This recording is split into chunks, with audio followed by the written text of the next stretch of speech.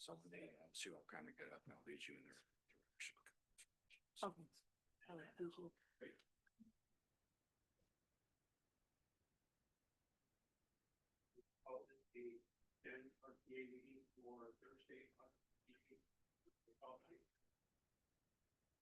Chair Carr, Here. Vice Chair Ricky.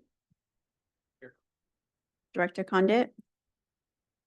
Director Morrow, Here. Director Wright, Director Wilson, Director Withrow, Here. Director Chiazza. Here. Mr. Chair, you have a quorum. Thank you very much. Please rise for the Pledge of Allegiance.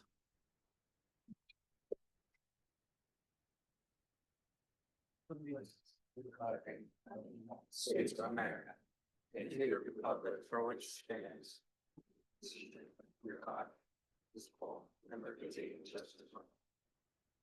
You.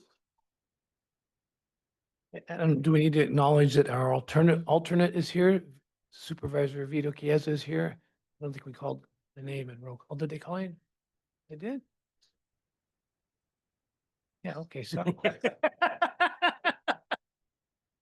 Just want to say your name again, so.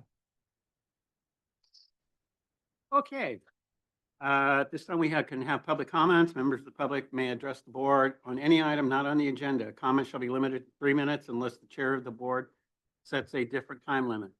The board cannot take action on matters not on the agenda unless the action is authorized by section 54954.2 of the government code.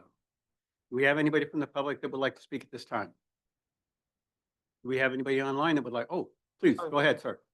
It's about a bus stop. A bus stop. Okay. It's Route 40. The sign's missing on if I put it in, coming in, just street from Chevron. That so we get the sign or whatever happened, but it's been missing for months now. And I've been here before, about 3 months ago, said something about it, but nothing's happened about it. And yeah, so that's about it I gotta say. The auto ever happened to it. I mean, I was guys are planning to do anything about it or what? Or, I don't know. So We will pass that along to see if it can get taken care of. yeah. If it's the same sign, I have it in the minutes, like I'll send it to Adam, Okay. the last meeting. Oh, that's what I'm gonna say. I mean, this is interesting anyway. The people here. Thank you very much, sir. Anybody else from the public that would like to speak at this time? Okay, do we have anybody online that would like to? Thank you very much. We're going to move on to presentations. We'll start with Employee of the Month. I know I'm going to butcher this, and I'm going to apologize right up front. Rosenia? Yesenia. Pardon me? Yesenia. Yesenia? Okay. Yesenia has been a paratransit operator for 2 years as of August 28th. She enjoys building connections with her passengers and says smiles from them is the biggest sign she gets done her job well. Knowing for being passionate and outgoing, she always ready to support others. Before joining TransDev, Yesenia spent 13 years as a caregiver, inspired by her great-grandparents and time she spent caring for her great-grandmother. Growing up in Watsonville, her family ran strawberry fields, which taught her hard work and respect for others. she carries that dedication into her role today, making every trip an opportunity to serve with care and kindness. So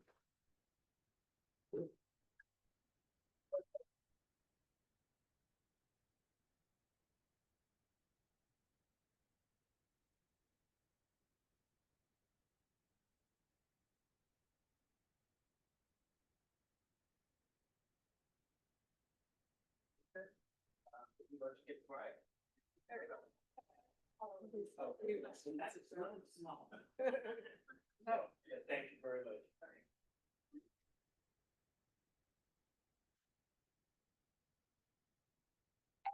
Thank you very much.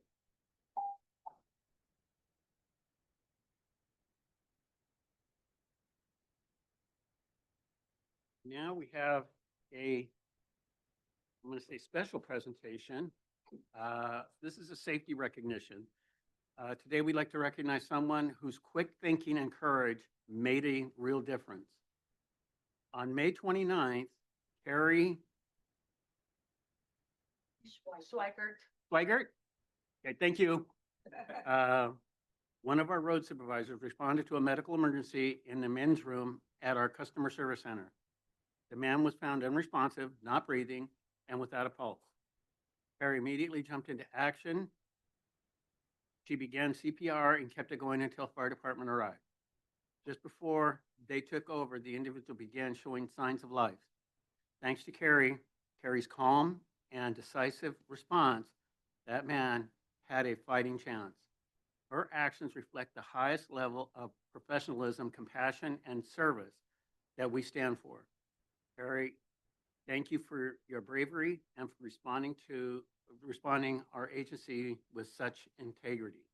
Thank you very much. Please come forward.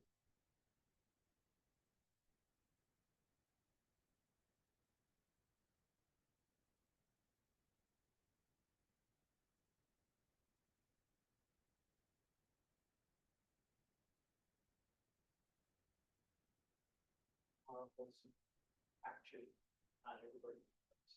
Very much.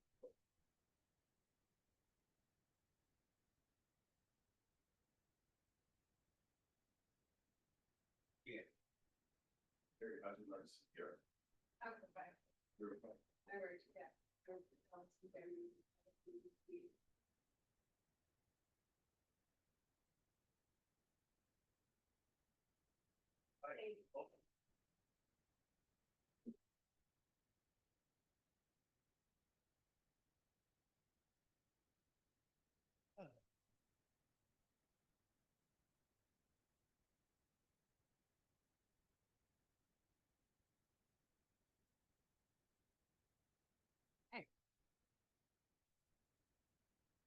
Now we have a presentation by the Stanislaus County Sheriff's Office.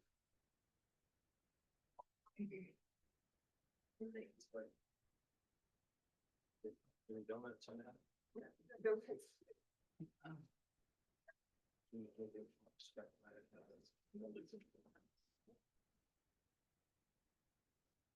Hello, everyone. Actually, I have, before I start, I'd like to go on to that, please.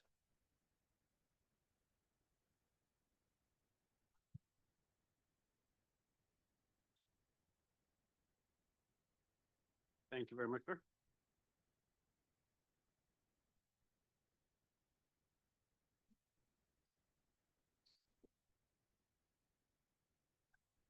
Hello there. My name is Adam Stovall. I'm a sergeant with the Stanislaus County Sheriff's Office and supervising the Regional Transit Authority deputies. With me here, Justin Camara and Corbin Alanis. They are both the newest deputies assigned to RTA.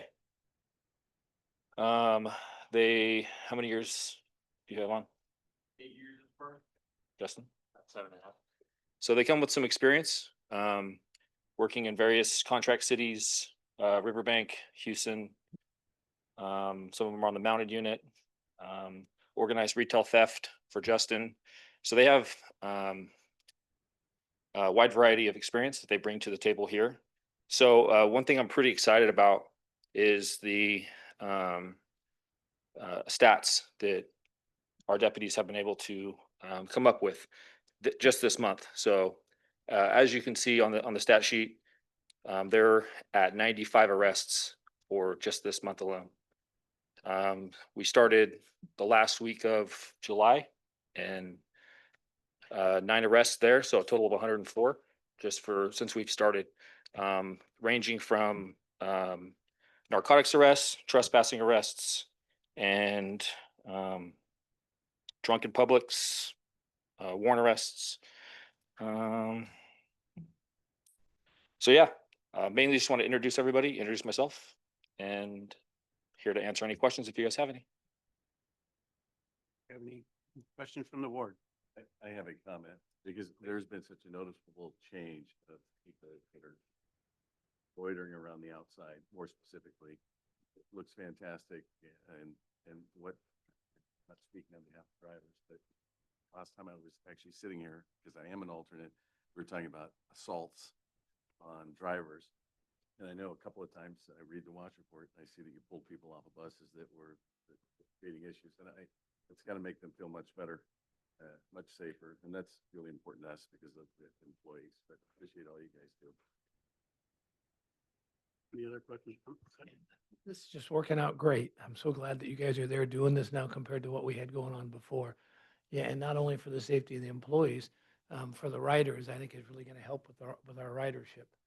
Just knowing how much safer these buses are now because you guys are out there. So, so thank you for what you're doing. Appreciate it. Welcome. I also want to really thank you guys for the hard work you're doing at the transit center. I know this is a really tough job. I don't think people give you guys credit for how hard this job is. But looking at these numbers, it is so much safer today. Right? That's why we're doing this. So again, like as a community member, as a person that lives in Modesto, I just really appreciate what you guys are doing. Our pleasure. And as the citizen member representing all of the bus riders for the system, I've noticed there's even been behavior improvements on the buses themselves. So what you're doing to keep things under control downtown is translating to what's happening out on the routes. So again, thanks a lot for what you're doing. Thank you. All right. I too want to thank the Sheriff's Department for what they do, providing this service. All the deputies I've ever interfaced with have always been great. They've done a good job, done a great job. I've had the pleasure of working with Mr. Alanis when he was a deputy out in Houston. So I know what dedication and what professionalism he has, but that carries on to all the deputies in the Stanislaus Sheriff's Department. So thank you for what you do. Thank you for protecting our drivers and our public. So thank you. Very welcome. All right. Thank you, guys. Thank you.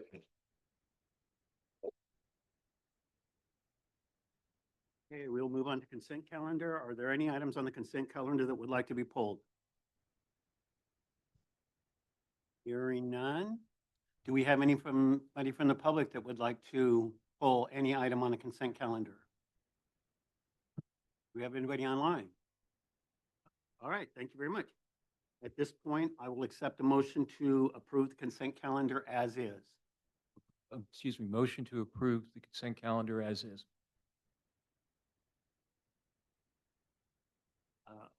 All in favor, say aye. Aye. Any opposed? Motion passes. Discussion item 7A. Chair, I can, Mr. Chair, I can take that if you'd like. Sorry? I can take that if you'd like. Yeah, please do. I want to introduce Simon Herrera. He's going to give us a presentation on the key performance indicators from fiscal year 25. This is a full year of information on how the system did. And we report on these every month or at every board meeting with the KPI table with all the data. But this is just a summary of the operation for the year and how we did. And so, Simon, I'll let you. Thank you.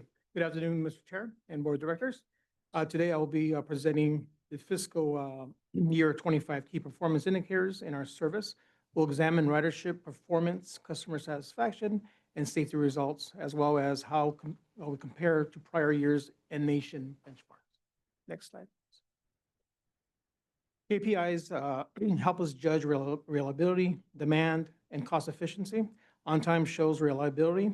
Ridership shows demand. Cost metrics show efficiency and endurance. Slide, please. We track and monitor performance or forecast demand, improve customer experience, and ensure financial accountability. This helps shape decisions on routes, schedules, and resources. Next.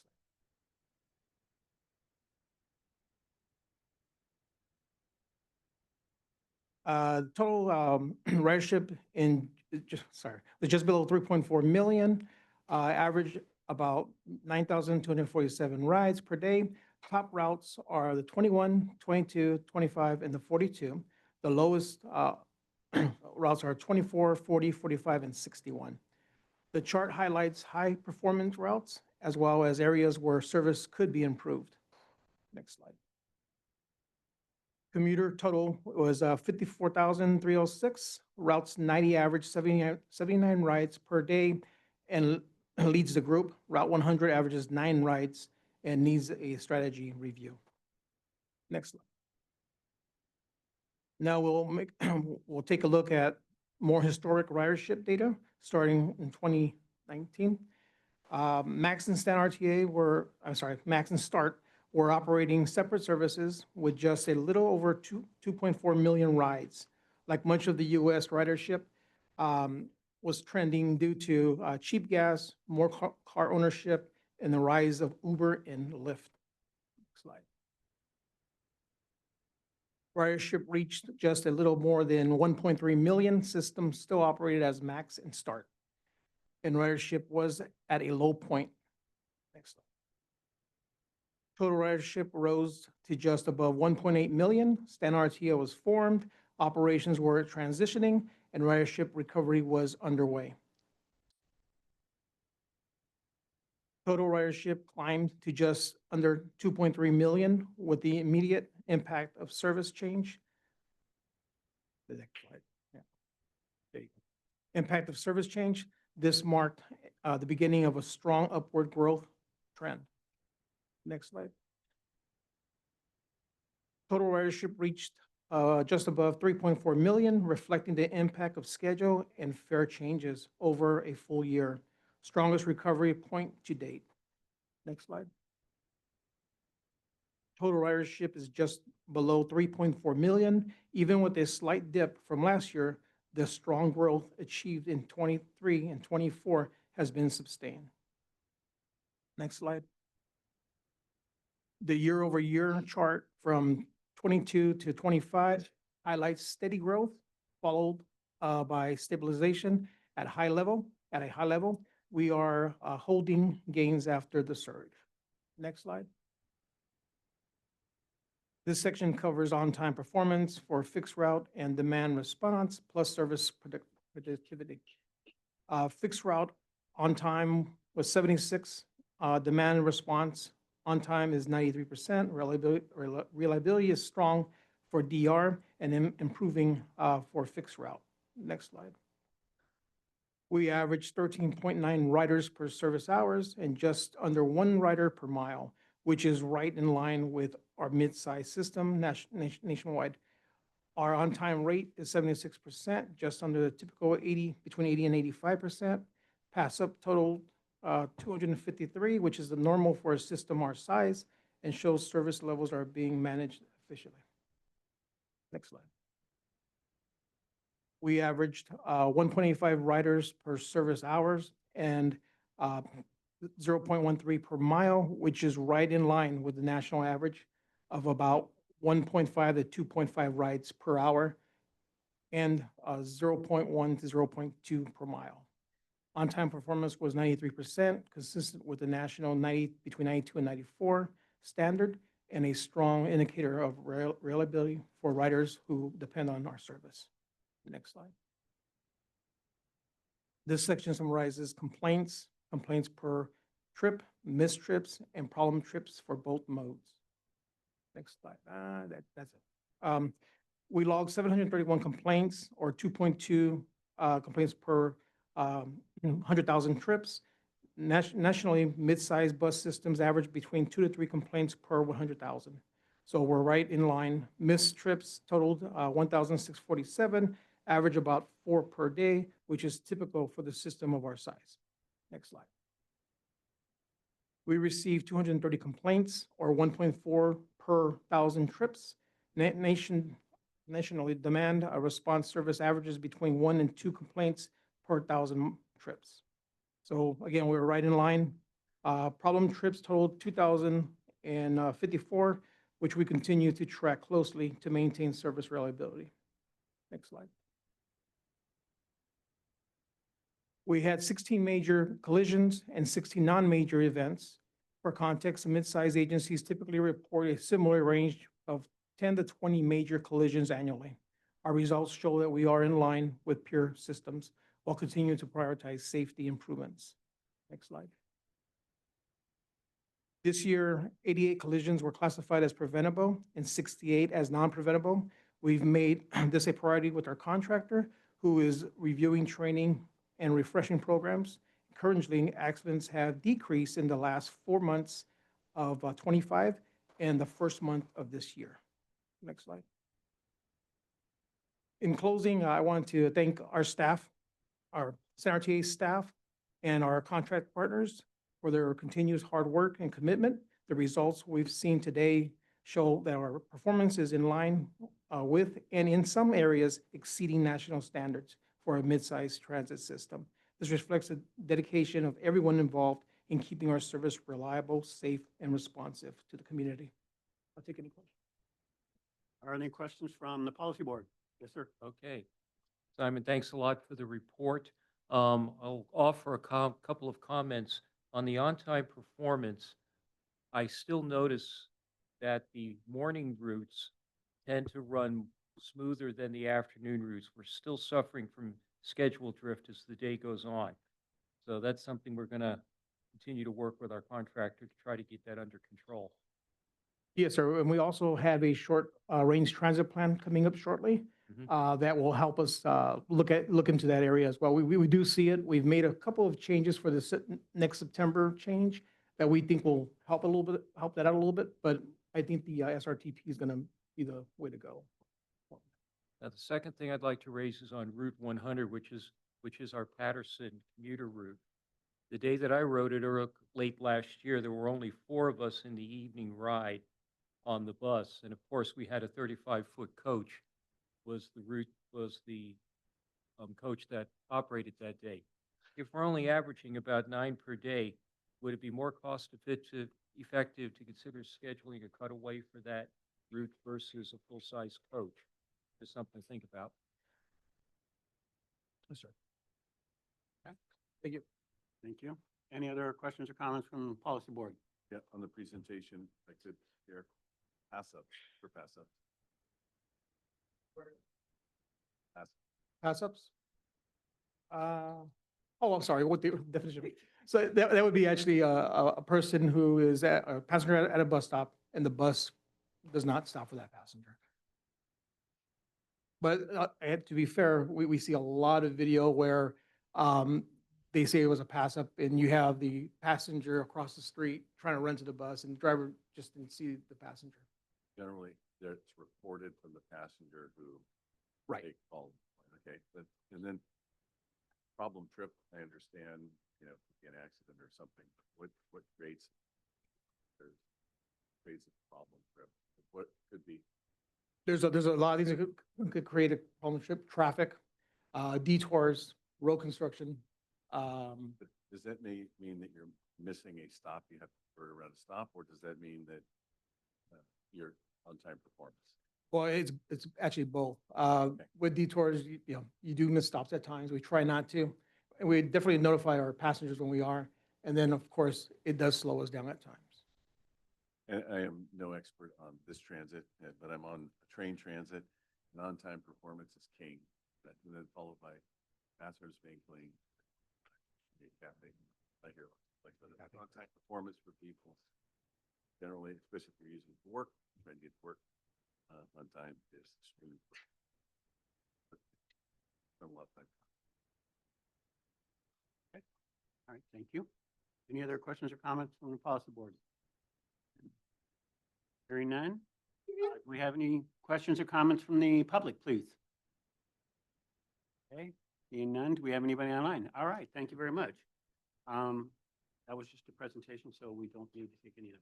All right, thank you. Moving on to 7B, approve agreement with Kimberly and Horn and Associates Incorporated for a short-range transit plan and bus rapid transit analysis and route development. Miss Angela. Thank you, Mr. Chair and members of the board. I'm so happy to present this to you today. And it actually worked out really well, the happenstance of making this presentation immediately following discussion of KPIs and performance targets and why that data is important. A short-range transit plan is an outcome where you start looking at that data to improve your service. And we're bringing that to you today. Next slide, please.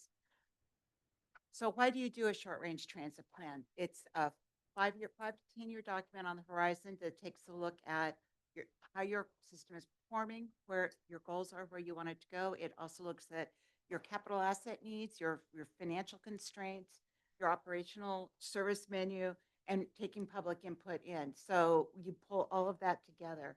It's different but similar to the comprehensive operational analysis we did originally back in 2022 that we have implemented it. This becomes the document you tend to do going forward.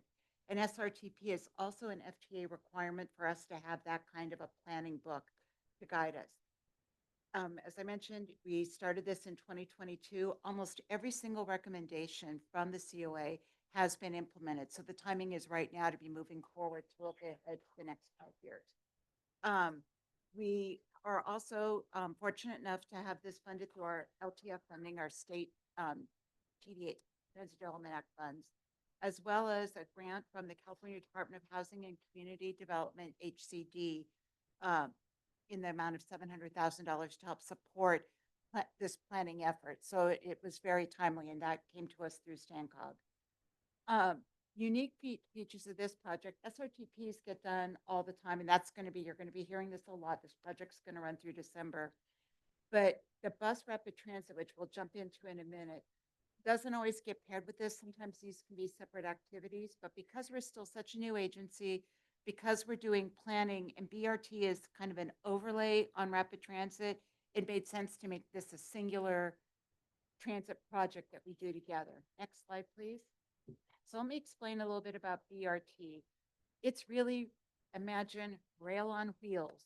And it's all those things that you think about with rail, especially with like the BARTs, the StanRTs and the like. In fact, the picture that I have there happens to be of a BRT line in San Francisco, but you'll notice it's the articulated bus, the longer bus that you can see barely at the back end. In this case, they've got a red lane where it's a dedicated bus lane. The whole point is about creating express service that through things like traffic signal and lane priorities can keep this bus moving faster and keep you connected. Obviously, you're going to do this on your high density corridors. These aren't candidates to be doing out connecting Patterson to Turlock, for instance, where you need to have that frequent ridership. And there's fewer stops on this because you're really like it's similar to a train where you're picking people up and moving them more rapidly through your system. This is something that is very popular throughout the country because people respond to the ease of getting on and off. Also with BRT, you don't pay when you get on the bus. You've paid at the station and get on. So again, it's very much like rail and how that operates. So the first steps we need to do with bus rapid transit is a feasibility analysis. Do we have any corridors with a high enough rate of ridership that would justify the expense to create the infrastructure for BRT? Then it's the master plan. We've already identified 2 corridors that are likely to be BRTs, one being, no surprise, McHenry Avenue, the other being down along Paradise and through that area where we have such high demand already. We're providing service every 4 times an hour down Paradise and 5 times an hour down McHenry. So they're already, and we're standing room only on McHenry a lot of the time. But are there other corridors? What would be the timeline for implementing them? Because we want to get in on these things early. And then again, the reason this is tied in with an SRTP plan, the short range transit, is because again, where we have those 5 buses going down McHenry now, if a BRT goes there, you're not going to keep running those same 5 buses all the time. You're going to reorganize it so that you're feeding into the BRT and making them compatible. And so it supplements it instead of having duplicative service. So we want to do it. The last thing to note about where you locate bus rapid transit, you're generally connecting high profile destinations, Vintage Fair Mall to a transit center, a university to an Amtrak station, keeping it where you have a lot of people trying to go from point A to point B, medical centers. You're trying to get those high traffic corridors. And in our case, because of the HCD funding, it's something that fits our community really well, is you also want it to be tied in really well with opportunities for infill housing and to create that housing density where you have jobs and where you have disadvantaged populations that need the transportation. Next slide. So in doing this, we needed a consultant to help us to get this project done. We ran a selection process. We really marketed this. We got responses from 3 nationally known firms that do this kind of specialized work. With our $800,000 budget, we have a very strict deadline that this whole project needs to be done, delivered by December 31 of next year. We were fortunate to be able to have guest panelists be part of our review and evaluation team. Christy Wagner, the director of LABTA and Livermore, the Wheels Bus people, who is a planner and has BRT system, joined us, as well as Norm Tuatavaki, who is the chief operations officer for Monterey Salinas Transit. They also happen to have had experience with all 3 of these firms as well. So we had really good information. Simon and I also served on the panel, and we frankly didn't know who to pick because it was one of those fortunate opportunities when everybody was wonderful that came to the table. We did our interviews, reference checks. Every team was capable of the work, but next slide. Kimberly Horn, out of 401 with 389 points. Jarrett Walker and Associates was 359. Nelson Nygaard, 336. Next slide. The distinguishing reasons why we're recommending Kimberly Horn to you, and it really shows with 3 pieces I pulled out of their proposal that's off to the right. One, they've already been working with StanRTA, and Stanislaus County. They have a different consultant that's working on the broader REAP grant program that StanCog is operating. They are part of the team that just finished up our operations and maintenance facility master plan.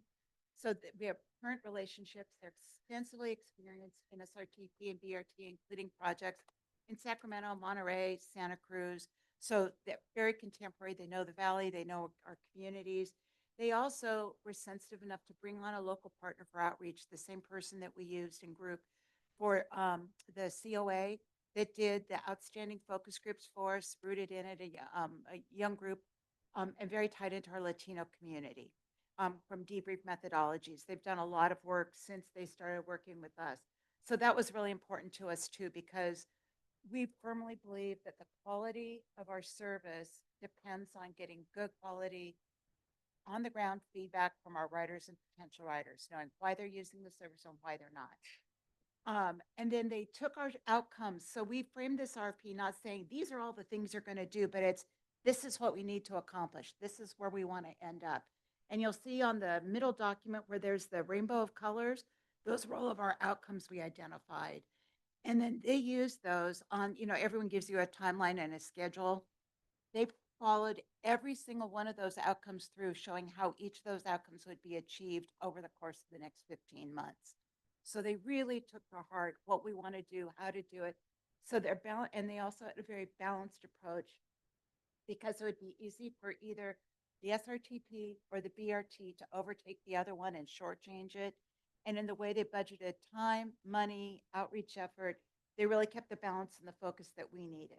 So next slide. Can you tell I'm enthused about this project coming up? I'm so lucky to get to work on it. It's going to be the next great step in taking us, we're calling it StanRTA Next Level. So the recommendation and the action that we're asking for is before you all. I hope you'll support this effort. You saw again with that first presentation, we pay attention to our KPIs. We have grown so significantly over the years that COA made a difference, but now we've kind of hit that bar, right? And we've kind of stalled out with where we are as a system. It's time for that look forward. And with that, I'll take any questions. Thank you very much for the presentation. Do we have any questions from the policy board? Seeing none, do we have anybody from the public that would like to speak on this item? Do we have anybody online? Okay, then I will accept the motion to approve agreement with Kimberly Horn and Associates Incorporated for a short range transit plan and bus rapid transit analysis and route development. Hey, I'll make the motion to approve. I will second that. Okay, all in favor, say aye. Aye. Any opposed? Motion passes. Okay, we have some information items that I will let the board review in their time. CEO report. Thank you, Chair Carr. Just a few items I wanted to make the board aware of.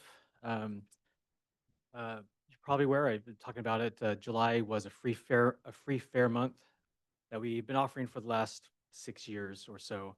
On the screen, I have the ridership from the free fare month. We had an increase of rides in July of 6%, which is great. It's great to see more and more folks on the bus. It's awesome. One thing I want you to make everyone aware of, these free fare months are funded with a grant from the Low Carbon Transit Operations Program, also called LCTOP. These funds come from the current cap and trade program with the state. Right now, there's a push at the state level to reauthorize the cap and trade program, and at this time today does not include transit funding in that. Negotiations are ongoing. It's not a done deal yet, but I wanted to make the board aware that this is an opportunity for engagement on the state level to reauthorize the cap and trade program to include transit funds. Because if transit is not included in cap and trade going forward, free fares in the future we'll have to have fares during free fare months that we've had in the past. So we are good for this coming year, this fiscal year. So we're good through June of 26. But want you to be aware that negotiations are ongoing. The California Transit Association is working on behalf of all transit agencies in the state to restore the funding for transit operations throughout the state. So I wanted to make you aware of this program. Moving on to marketing, just a few events coming up in the next month or two. Adam, can I ask a question? Oh yeah, sure. Yeah. Do we know where they're prioritizing that money to? Where are they trying to send it to instead of us? For sure. Instead of us? So the two areas they're prioritizing high-speed rail and CAL FIRE are the two areas where the governor has proposed to focus those funds. Other thoughts? Just a few marketing events on the calendar for the next few months. Today is a welcome day at MJC. We have a few staff members there on campus, which is great. And then route changes coming up at the end of next month, this Sunday, September 28th. And we are marketing that. It's on the website, all the minor route changes that we're doing. These route changes that we're doing are really just to improve the service overall, make things more efficient, more effective as well, and try to improve a little bit of on-time performance with some minor schedule adjustments. So we'll see how that goes, and it really should improve the whole system. Minor changes again. Lastly, we have a fact sheet, and I have included just the picture that's up on the screen of the paper versions in your binder. This is just a quick reference guide in case you ever are in a position where you want to know how many buses we have, or how many electric buses we have, or how many people are on the buses, and you don't remember from all the data that we give you. This is just a quick fact sheet that you'll have that you could quickly have for reference. This has been updated with the current information. So for ridership, it's the ridership from last fiscal year. For the budget, it's for the current fiscal year. And definitely, this is just for your information, and I'm happy to provide it electronically. I think I did already, but if you need it, I'm happy to provide it electronically for you as well, or in print version. But it's there, and it's great. It's a great resource for you. With that, sir, that's all I have. Thank you for the time. Director reports. Do we have anybody on the policy board that would like to bring up an item? If I've told the story here, but I think I told it somewhere, but I realize the dedication of writers of StanRTA.